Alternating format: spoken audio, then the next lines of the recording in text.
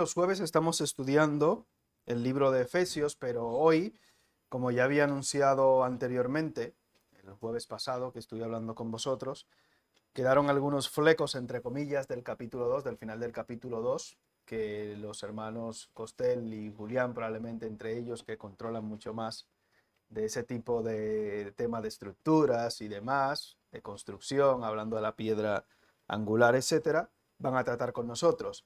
Yo había tratado los primeros versículos del capítulo 3 y no quería seguir avanzando en el capítulo 3 para que no se desconectara tanto y tener que ir para atrás, para adelante, para atrás, para adelante. O sea, bueno. Hoy he traído un tema algo diferente en el libro de los Hechos y vamos a abrir nuestras Biblias en Hechos capítulo 2. Así que hoy, para despedirme del mes de septiembre de vosotros, pues vamos a predicar algo un poquito diferente. Ya cuando vuelva de por allí estudiaremos otra vez Efesios, pero bueno. Bueno, cuando viene a ver quizás ya Julián y Costel lo han terminado, ya que aquello vuelva, así que también puede pasar. ¿No? Bien, Hechos capítulo 2, leemos del versículo 41 al 47.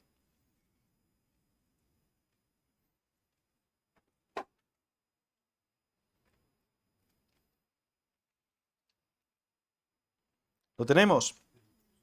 Dice la palabra de Dios. Así que los que recibieron su palabra fueron bautizados y se añadieron aquel día como 3,000 personas. Y perseveraban en la doctrina de los apóstoles, en la comunión unos con otros, en el partimiento del pan y en las oraciones. Y sobrevino temor a toda persona y muchas maravillas y señales eran hechas por los apóstoles. Todos los que habían creído estaban juntos y tenían en común todas las cosas. Y vendían sus propiedades y sus bienes y los repartían a todos según la necesidad de cada uno. Y perseverando unánimes cada día en el templo y partiendo el pan en las casas, comían juntos con alegría y sencillez de corazón, alabando a Dios y teniendo favor con todo el pueblo. Y el Señor añadía cada día a la iglesia los que habían de ser salvos. Que el Señor nos bendiga con su palabra en esta tarde. Creo que todavía es de tarde, ¿no? Bien.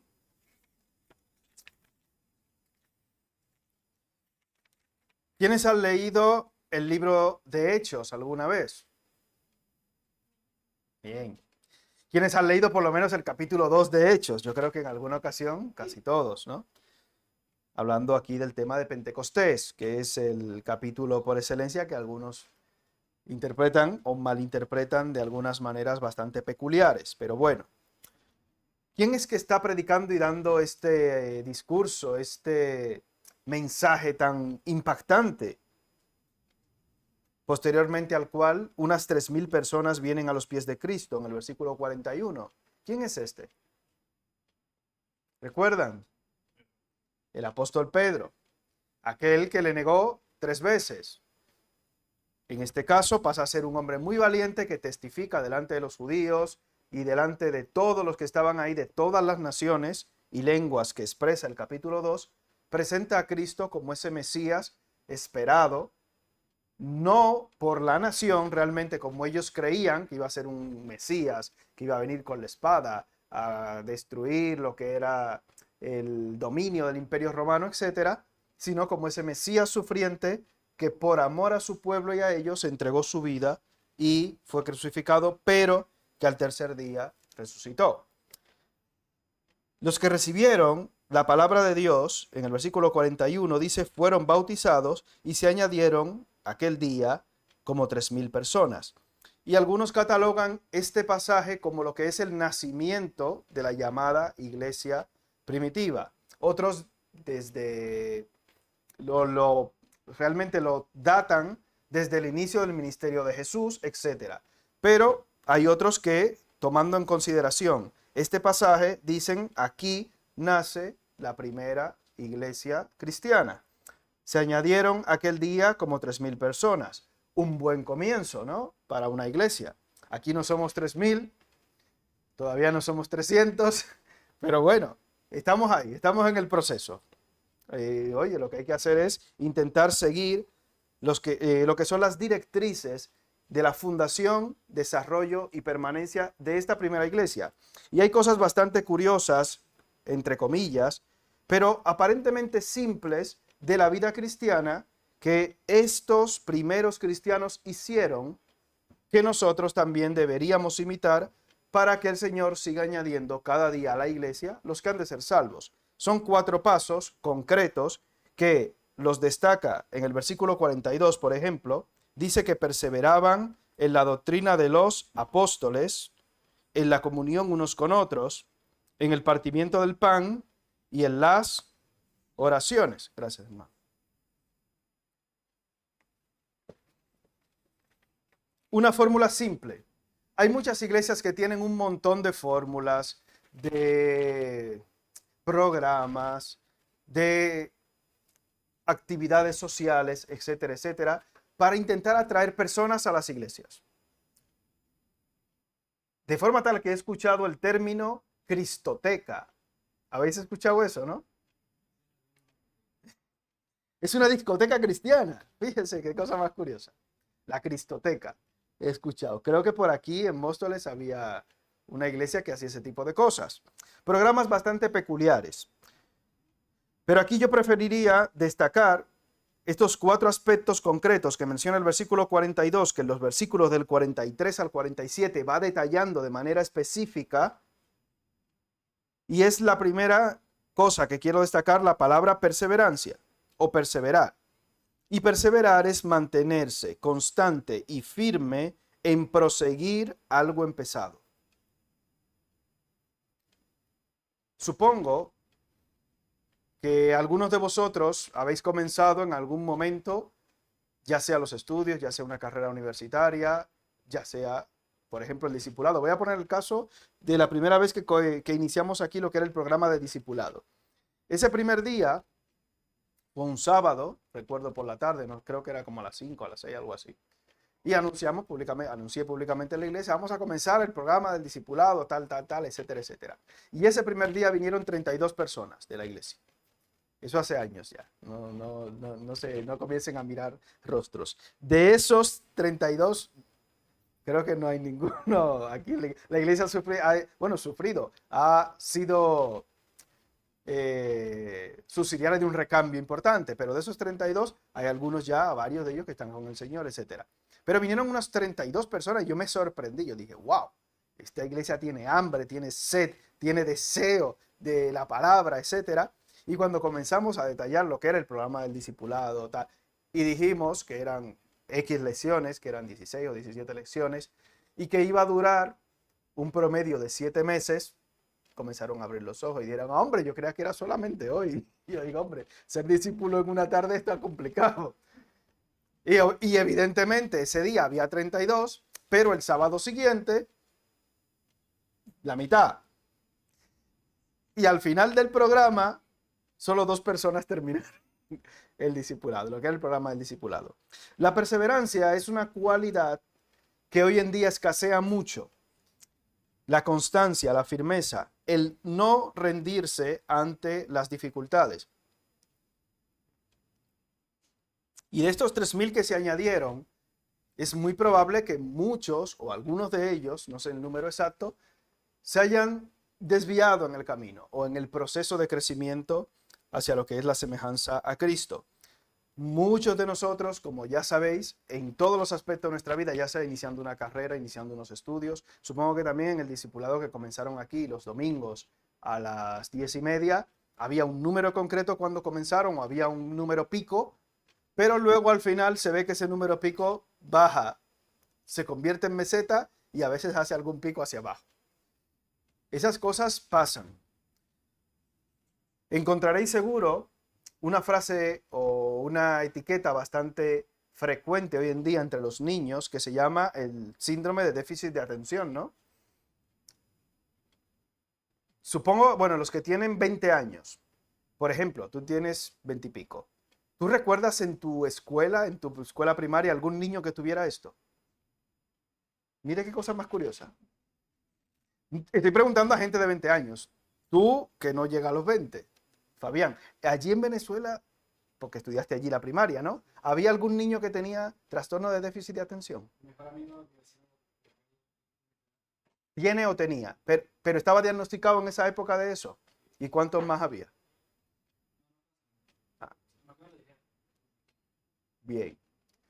Antes le llamaban niños inquietos y lo que hacían era ponerlo a trabajar en el campo o cosas así, pero bueno, se curaban con cosas como estas. Pero era una cosa bastante extraña. Digo en frecuencia, era algo que no existía prácticamente y eso es algo de los últimos años. Claro, Fabián está en primaria hace 5, 6, 7 años, ¿no? No tanto, tampoco. Sí, sí, por eso pues, tiene 17, o sea que es un muchacho, es un bebé todavía. Bien, y en el tiempo de Salvador, yo entiendo, ahí no había nada. Ah, y en el tiempo de muchos de vosotros no había ese tipo de cosas. Mantener lo que es la atención o mantener la constancia o la procrastinación, que también es otra palabra que está bastante de moda. ¿Alguien sabe lo que significa procrastinar? Para no liarlas, para que se quede grabado. Posponer tareas importantes o urgentes por otras menos importantes o por tareas agradables. Había una influencer rusa que decía, el método que tenemos en Rusia para evitar la procrastinación es apagar el móvil. Mira, así mismo. Porque es una palabra que se ha utilizado simplemente como excusa para no hacer lo que tienes que hacer en el momento que tienes que hacerlo.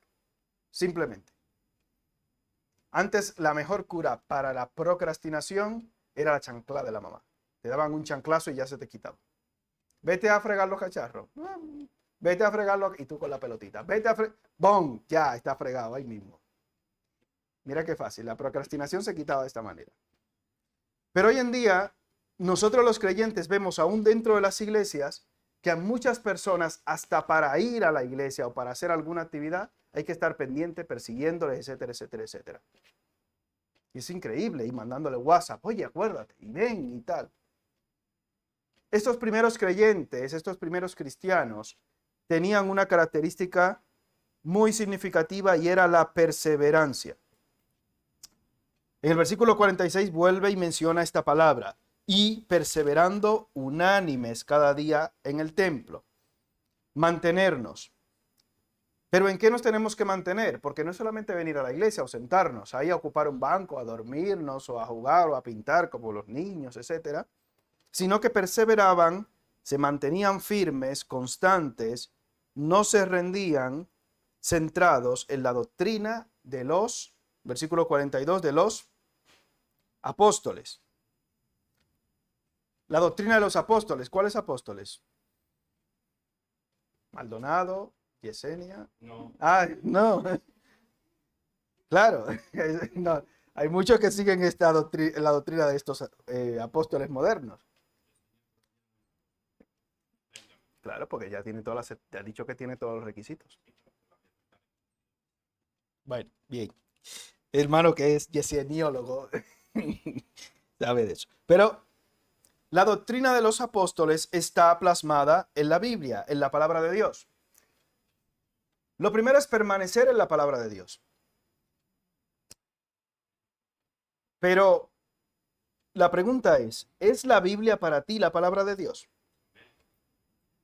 Claro, porque muchos prefieren escuchar la doctrina y enseñanza de estos apóstoles modernos que hemos mencionado. Hemos mencionado algunos. Es que hay tantos ya que me pierdo de los modernos. Pero para verificar la palabra de los apóstoles, la palabra profética más segura que tenemos aquí en la Escritura, debemos considerar que la Biblia es la palabra de Dios. Porque ellos perseveraban en la doctrina de los apóstoles, en la enseñanza de la Escritura. Cuando una persona se dice ser cristiano y no toma en cuenta la palabra de Dios, la Biblia, como lo que es realmente, usted debería, con todo el derecho, dudar de la conversión de esa persona. El domingo, por ejemplo, hablaremos un poquito acerca de eso también. Porque hay mucha gente que dice, la Biblia dice, pero yo creo. ¿Cómo? La Biblia dice, pero yo pienso, ¿cómo? Y encontramos gente que utiliza la Biblia para acomodar sus conductas pecaminosas. Ellos perseveraban en la doctrina de los apóstoles, no en lo que a ellos les daba la gana. Por eso dice en 2 de Timoteo 2:15, procura con diligencia presentarte a Dios como aprobado, con el check como obrero que no tiene de qué avergonzarse, que usa como bien la palabra de verdad. Y la palabra usar es trazar bien.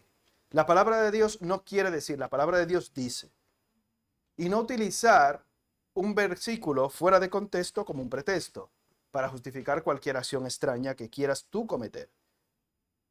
Ellos perseveraban en la doctrina correcta, enseñanza de los apóstoles. ¿La doctrina es importante? Sí, hermano. La teología es importante. ¿Qué significa teología? El estudio de Dios. Si para ti estudiar a Dios, conocer a Dios no es importante, tenemos un problema. Si tú te llamas cristiano. Ahora, ¿eso quiere decir que vamos a ser dos almitas gemelas en todo lo que pensemos y decimos? No, no quiere decir eso. Pero en las doctrinas cardinales de la Escritura, del cristianismo, tenemos que estar de acuerdo. Por eso es necesario perseverar en la doctrina de los apóstoles. Si usted hace ejercicio una vez a la semana, ¿usted se puede considerar un atleta? No, salvo William y yo, que vamos, que somos... Salvo cuando estaba activo en hacer ahí, ¿cuántos kilómetros al mes? A la semana se hacía fácilmente 70 kilómetros caminando, ¿no? Oye, fácilmente. Ya nos ha hundido al resto. Ah, sí. Bueno, ya te recuperarás, ya volverá. Fíjate que hasta Usain Bolt ha bajado el ritmo. Pero bueno, el que hace ejercicio una vez a la semana no debería considerarse un atleta. ¿Cómo usted cree que debería considerarse un cristiano que lee la Biblia, estudia o persevera solo los domingos? ¿Y cómo debería? Ahora tenemos una pregunta complicada. Si el momento de tú abrir la Biblia y desempolvar es el domingo en la mañana para venir a la iglesia apurado, o a la 1:30, que hay un problema ahí. ¿Cómo deberías considerarte, hermano, en Cristo o cristiano? Eso es un problema. Pero dice, bueno, yo también voy los jueves. También es un problema. Si solamente tú estás pendiente los jueves y los domingos, tienes un problema. ¿Tienes uno? No, tienes probablemente muchos más, pero uno muy gordo. Eso no es perseverar. Eso no es perseverar. Ser un miembro gregario o numerario, eso no es perseverar. Aquí vemos que estos creyentes se mantenían constantes y firmes sin rendirse ante las dificultades, que forma parte de este verbo perseverar, en lo que era la doctrina de los apóstoles. Hay que conocer la doctrina de los apóstoles. La doctrina de los apóstoles está en la Escritura. Queremos ser una iglesia correcta, buena, delante de Dios, cumpliendo lo que Él nos manda. Pues lo primero que tenemos que hacer es perseverar en su palabra. Pero claro, que lo hagan los diáconos o los líderes. No, es que la iglesia eres tú. Es que la iglesia soy yo. Y si uno de los miembros, o dos, o tres de los miembros no perseveran, la iglesia no está perseverando. Pero no porque, la culpa es de él o de aquel. No, la culpa es tuya personalmente. Porque la Biblia, ¿quién la tiene? La tienes hasta en el móvil. Fíjate qué bendición tenemos hoy en día. Y seguro que vemos mucho más en TikTok. ¿A que sí? Bueno. Y el Facebook y todas las cosas que andan por ahí. Y no con contenido cristiano muchas veces, sino con tonterías. Perseveraban primero en la doctrina de los apóstoles. En el mismo versículo nos dice que también perseveraban en la comunión unos con otros. Vamos a ir al Salmo 133:1 y vamos a notar por qué es importante usar bien la palabra de verdad.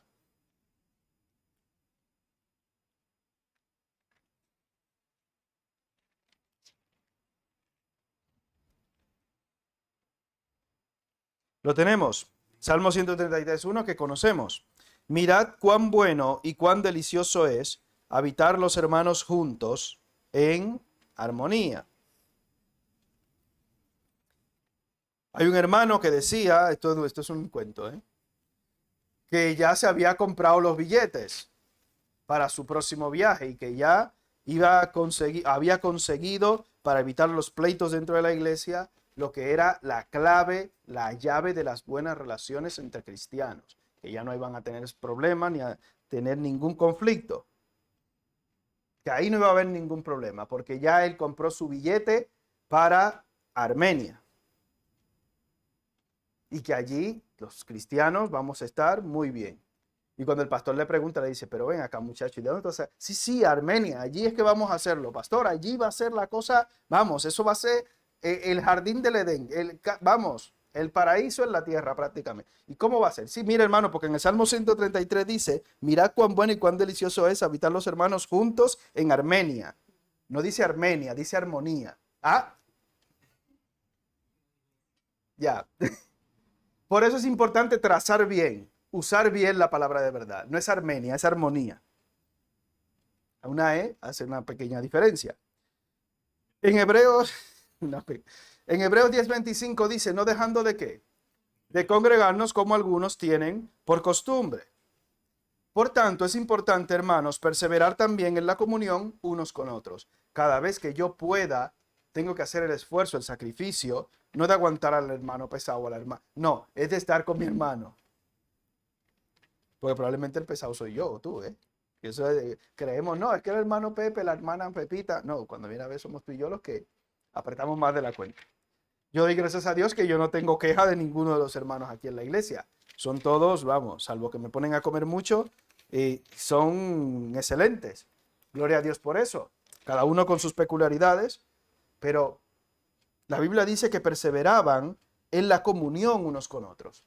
Es algo que nos hace no rendirnos ante las dificultades, porque esta palabra perseverar enlaza las 4 características. Eso significa que yo con mi hermano, con mi hermana voy a tener dificultades, discrepancias y conflictos. Eso tendremos que tenerlo claro, pero eso no va a evitar ni va a provocar que yo rompa la comunión. Porque ellos no solamente perseveraban en la doctrina, porque lo demostraban a manera práctica, no solo teórica. Porque al yo perseverar en la doctrina de los apóstoles, que me dice que perdona a mi hermano hasta 70 veces 7, por ejemplo, dentro de las palabras de Jesús, tengo que forzosamente perseverar en la comunión con mi hermano, aunque a veces haga bromas pesadas, bueno, pesadas entre comillas, un poquito feas o desagradables. Sí, hermano Fabián, gracias. Te amamos igualmente. Perseveramos, nos mantenemos firmes y constantes en la comunión unos con otros y oye, no pasa nada, no todo el mundo tiene que ser igual que tú o que yo para agradar a Dios. ¿De dónde hemos sacado esa conclusión? Que el que no piensa como yo o el que no es como yo o el que no se viste como yo no agrada a Dios. ¿Eso significa que voy a romper todos los esquemas del mundo para desagradar al hermano? No, a la hermana tampoco. No significa eso. Pero que no es necesario que todo el mundo sea como tú o como yo. Yo tengo que perseverar en lo que es también la comunión con mis hermanos. Tercero, en el partimiento del pan. Dice, uy, esa es la parte que me gusta.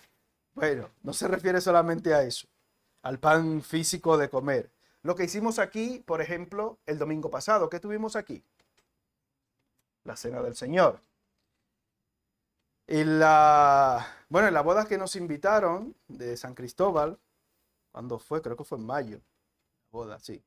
Pues allí coincidí con un joven que se bautizó aquí, lo bauticé, el Señor nos dio la oportunidad, el privilegio de bautizarle aquí.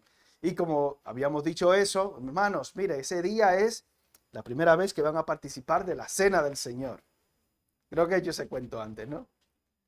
Pues ese muchacho se había acostado sin cenar pensando en esa cena del Señor. Y cuando terminamos el bautismo, cuando terminó todo, recibe el pancito. Esto no es de mentira, es un muchacho dominicano. No, esto no es un cuento, esto es una realidad. Bueno, tú lo conoces, ¿no? Tú lo conociste. Rebeca lo conoce. Y estuvo allí también en la boda del muchacho. Y cuando se acaba todo y tal, dice, pastor, son las 3, ¿y dónde está la cena del Señor? Tengo un hambre, desde anoche no he comido, pastor. Pero no, como una cosa del Señor, eso yo pensé que iba a ser un banquete, una cosa. Yo digo, no, tuve que llevarlo a un Burger King al final. Sí, no, de verdad, al Burger King de ahí de la BP y tuve que al muchacho, porque se me desmayaba, porque en ese momento yo los llevaba en la furgoneta y los traía a ellos y tal, y el muchacho se me desmayaba, un muchacho adolescente, tendría 13 años, 14, decía, pastor, es que yo vine preparado para la cena del Señor. Pues no, no, era algo, unos símbolos, no era eso. Pero bueno, oye, es una anécdota curiosa. Pero eso se refiere al partimiento del pan que hacemos habitualmente algún sábado o algún domingo, como haremos este sábado, si Dios lo permite, y bueno, llevamos una rachita de sábados por ahí rompiendo el esquema dietético, no pasa nada. Pero es también a esa comunión unos con otros. Si vamos a 1 Corintios capítulo 11, entonces vemos que no es tan light como parece. 1 Corintios capítulo 11, porque cada vez que celebramos la Cena del Señor, solemos leer estos versículos.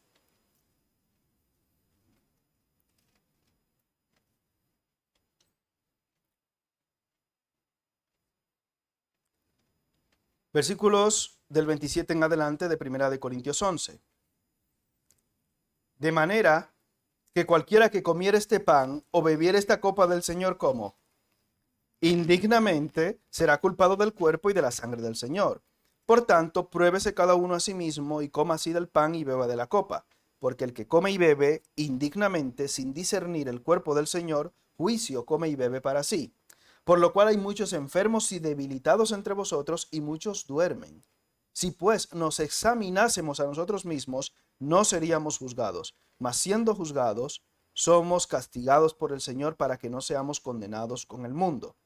Así que, hermanos míos, cuando os reunís a comer, esperaos unos a otros. Si alguno tuviere hambre, coma en su casa, para que no os reunáis para juicio. Las demás cosas las pondré en orden cuando yo fuere. Con los años, la Cena del Señor fue tomando y adoptando esta forma que tenemos hoy de un pequeño pan y una pequeña copita, porque en Corinto, por ejemplo, habían unos excesos bastante llamativos. Y lo vemos reflejado aquí en la escritura. Quizás este joven pensaba que nosotros celebraríamos una cena del Señor como la de Corinto. No, no, no iba a ser así. Y era su idea. No sé, habrá caído en esa conclusión y sabe que en esa edad, la edad del pavo, uno está muy ávido por comer. Pero cuando leemos estos requisitos para participar de la cena del Señor, entendemos que yo tengo que perseverar obligatoriamente en la doctrina de los apóstoles y también en la comunión con mi hermano, mi hermana. Porque si yo estoy peleado con mi hermano o con mi hermana, o si yo no estoy perseverando en la doctrina de la palabra de Dios, es indigno que yo participe de la cena. Entonces vemos que es un engranaje que depende de la palabra de Dios, obviamente de la doctrina de los apóstoles, que me lleva hacia todo lo demás. Porque si yo no persevero en la doctrina de los apóstoles, en la palabra de Dios, yo no voy a tener una comunión adecuada y correcta con mi hermano y mucho menos voy a participar en el partimiento del pan. Y por último, ni siquiera en las oraciones, porque la palabra de Dios, aún hablando en el libro de Pedro, dice que nuestras oraciones, no solamente por tener problemas y discusiones con las esposas y demás, pueden tener estorbos. Hay una frase muy curiosa que dice que hay oraciones que no pasan del techo, no sé si la habéis escuchado. Ellos perseveraban en la doctrina de los apóstoles, en la comunión unos con otros, en el partimiento del pan, porque también en esas actividades que hacemos de comidas y demás, se reflejan muchas cosas de nuestro carácter y algunas actitudes a veces y condiciones pecaminosas. Una de las formas en las que se suele revelar el corazón del hombre o la mujer es en situaciones de hambre y en situaciones de crisis económica. No sé si habéis escuchado eso alguna vez. Cuando hay hambre o cuando hay poco dinero, muchas veces salen y brotan las cosas que realmente hay en el corazón o quién es realmente la persona. Seguro que habéis escuchado el llamado experimento ese que se hizo con una parejita ultra enamorados, ¿no? Que los encerraron y la dejaron un mes sin comer. Y que luego cuando le pusieron ahí un plato se mataron prácticamente. Y cuidado que eso es mío. Y los primeros días se querían mucho, pero ya cuando el hambre aprieta, la cosa es diferente. Y muchas veces vemos actitudes en las comidas que nos hacen levantar cierta alerta, cierta alarma. Y eso también es bueno. Por eso es bueno participar en el partimiento del pan. Cuando no tenemos contacto con los hermanos, Nos parece o nos da la sensación que todos somos perfectos, pero no es así. Es necesario participar, no solo en el partimiento del pan aquí, de la comunión, sino también en actividades como las que tenemos. ¿Por qué? Porque también si hay algo defectuoso podemos corregirlo. Si no tenemos contacto unos con otros, a mí me han corregido cosas. Yo he dicho a veces palabras fuera de orden o fuera de tono en algún momento, en alguna actividad o en alguna comida que me han invitado. No sé si por el hambre o por el sueño, pero habré dicho cosas y en alguna ocasión me han dicho, hermano, te has pasado con esto o tal, o has hecho una broma un poco pesada, o has hecho un chiste que no debe ser. No pasa nada, es bueno. No pasa nada, no somos perfectos y debemos aprender también a recibir este tipo de cosas. Es importante participar en el partimiento del pan aquí en la iglesia, que abarca lo que son los aspectos espirituales, y también el partimiento del pan en las casas, como también expresa el libro de los Hechos, porque entre nosotros, en un ambiente más distendido y de confianza, también podemos, como dice Pablo a Timoteo, corregir cualquier cosa deficiente. Se puede ver o dar a luz algo deficiente en nuestras vidas, que no solo son las cuatro paredes de la iglesia. Perseveraban también en las oraciones, que es lo que vamos a hacer dentro de un ratito. En Mateo 26:41 les dice el Señor Jesucristo a los discípulos, velad y orad para que no entréis en tentación. El espíritu a la verdad está dispuesto, pero la carne ¿qué? Es débil. La carne es débil en todos los sentidos, en todos los aspectos. Por ejemplo, veía uno que era un culturista hace poco y escuché una noticia que hubo otro que con un simple puñal le pinchó y le pinchó en un sitio muy estratégico del cuerpo, no sé si, supongo que sin querer en el pleito, pero un hombre que era una pared de fuerte y de grande, con un pinchacito, murió, se desangró y murió, con un pinchacito. La carne no solamente es débil físicamente, como hemos expresado, sino también que es débil en todo el resto de aspectos. Por eso es importante sujetar la carne al espíritu a través de lo mismo, de la palabra de Dios, perseverando en la doctrina de los apóstoles. ¿Qué es lo que dice Pablo con respecto a la carne y al cuerpo? Yo golpeo mi cuerpo y lo pongo ¿en qué? En servidumbre.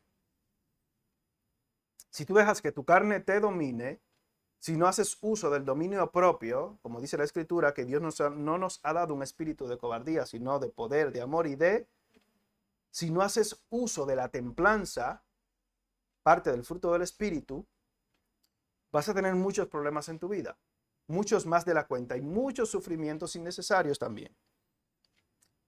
Velad y orad para que no entréis en tentación. El espíritu a la verdad está dispuesto, pero la carne es débil. Y un versículo que conocemos prácticamente todos en 1 de Tesalonicenses 5:17 dice que oremos ¿cómo? Sin cesar. Perseveraban en la doctrina de los apóstoles, en la comunión unos con otros, en el partimiento del pan y en las oraciones. Usted, tranquilamente en su casa, del versículo 43 al 47, puede ir leyéndolo y sacando detalles más específicos de lo que es estas cuatro cosas que hacía la iglesia primitiva, que llevó la iglesia a tener un crecimiento espectacular y un impacto sobrenatural en lo que era la comunidad. Hasta temor sobrevino y el Señor iba añadiendo cada día a la iglesia a los que habían de ser salvos, etc. El Señor se iba manifestando de una manera espectacular en esta primera iglesia. Pero estas cosas que hemos mencionado, estas cuatro cosas estaban patentes de manera constante en la iglesia. Pero yo no puedo pretender que estén patentes y constantes y evidentes en mi hermano, pero no en mí. Porque la iglesia, ¿quién es? Soy yo. Por tanto, yo personalmente, perseverar en la doctrina de los apóstoles, o sea, estar constante, firme y no rendirme ante ninguna dificultad con respecto a la doctrina de los apóstoles, o sea, la palabra de Dios, la comunión con mis hermanos siempre que yo pueda. Y aunque no pueda, tengo que intentar hacer el esfuerzo de estar en comunión con mis hermanos, comunión unos con otros, el partimiento del pan, hablando de mantenerme en comunión con Dios para poder participar de la mesa del Señor y también llevarme bien con mis hermanos para ir y que me inviten también a algún sitio a comer los hermanos. Si yo estoy todo el rato enfadado o peleado con los hermanos, cuando viene a ver no me invitan a comer. Eso también, pero bueno. En el partimiento del pan y por último, perseverando en las oraciones. Unos por otros. Tenemos nuestra lista de peticiones, como sabéis. Gracias a Dios hemos estado orando de manera ferviente por nuestro hermano Elmo, por su hermana, y es una bendición poder contar con el apoyo de la oración. Es importante para nosotros mantenernos orando sin cesar. Muchas veces nos sentimos muy autosuficientes y es simplemente una forma de engañarnos a nosotros mismos. Porque dice Jesús que separados de mí, ¿qué? Perseverar en la doctrina de los apóstoles, la comunión unos con otros, el partimiento del pan y sobre todo en las oraciones. Permaneced en mí y yo en vosotros, dice Jesús. Oramos. Padre, te damos gracias porque tú nos das las claves para vivir una vida cristiana victoriosa de manera individual y también de manera colectiva. Ayúdanos a perseverar, Señor, a mantenernos firmes y constantes. Ayúdanos a no procrastinar con respecto a las cosas tuyas, a no dejar nuestro crecimiento espiritual ni la oración para después, a no distraernos con cosas que nos quitan el tiempo, que nos quitan también la energía y que nos quitan también, Señor, la oportunidad de tener comunión contigo. Perdona nuestros pecados, nuestras iniquidades, nuestra humana debilidad, Señor. Perdónanos porque el querer el bien está en nosotros, pero no el hacerlo. Te pedimos que tú nos guardes, que tú nos fortalezcas, Señor, para perseverar en estos 4 puntos que debemos tener pendientes primeramente a manera personal en nuestra vida cristiana y también, Señor, que podamos tenerlo de manera colectiva como iglesia. Padre, te damos gracias porque tomando en cuenta estas cosas, tú seguirás añadiendo cada día a la iglesia los que han de ser salvos. Descansamos y confiamos en ti, Señor, para nuestro crecimiento espiritual y también para hacer luz y sal donde quiera que estemos. Que podamos dar un buen testimonio delante de ti, delante de los hombres, y también hablar a otros acerca de las grandes cosas que tú has hecho en nuestras vidas. Gracias, Padre. En nombre de Jesús.